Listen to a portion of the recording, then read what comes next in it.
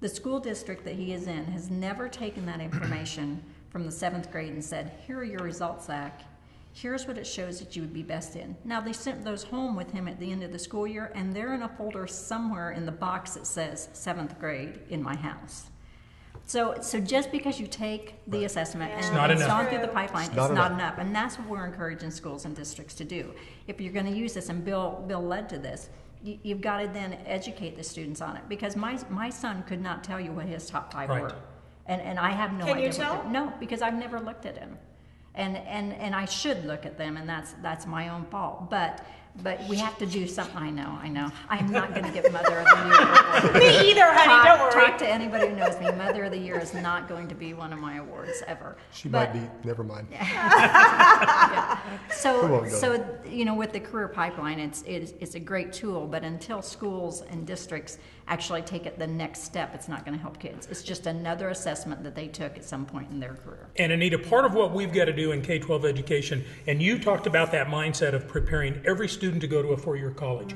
We've got to get in the mindset of how do we prepare them for their future?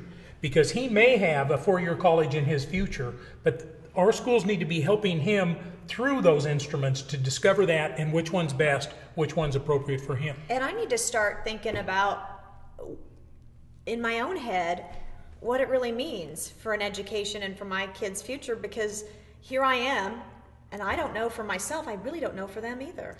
You alluded to something that's very true, and that is that even today, after all the things that are available and after all the successes and failings we seem to think that parenting has or doesn't have, still 70% of the kids' decisions are help being made by their parents. They're still the most influential source of kind of where their kids are going to go. And it makes sense because they should know their children the best, and that's what you would hope for.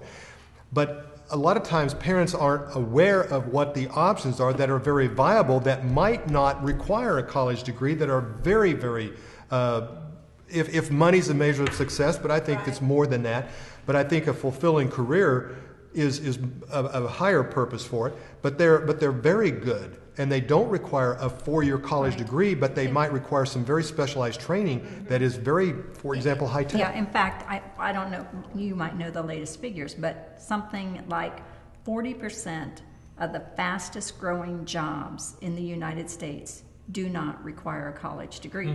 But they require training of some type. Right. And so, part of what we have to do, and you asked the question earlier, is how do we get that message out of what's available to kids? And Bill talked about the pipeline.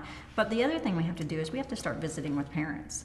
And as counselors in our school and as teachers in our school and administrators saying, bringing parents in and saying, here are the options for kids. And it's not just all about college. And I'm obviously a product of a post-secondary education.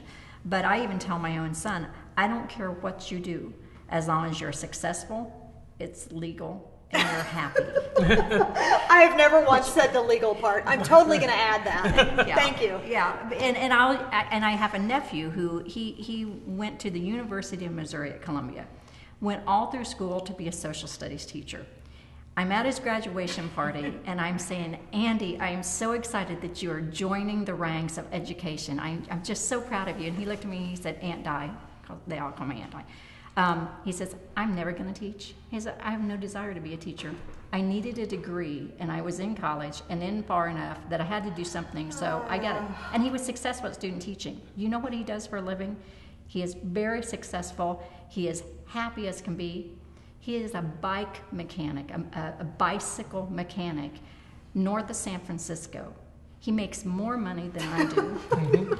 And he gets to go to work every day in jeans and a t-shirt and work on bikes and meet people like Lance Armstrong and do what he loves. Dudes, I am so going to be a bicycle mechanic. Yeah, I know. See, exactly. But we just don't even know that's out there. We don't, and that's it. That we have to educate parents that it's not all about a 4-year degree. And over the last, all of our segments, we have interviewed people from the area that are instructors in areas our educators don't even know those jobs exist. Exactly. They're not aware of those things. So we've got to help educate the educators also. We are so important, and we thank you for joining us, trying to get this message out of all the options that are open for my new life and yours.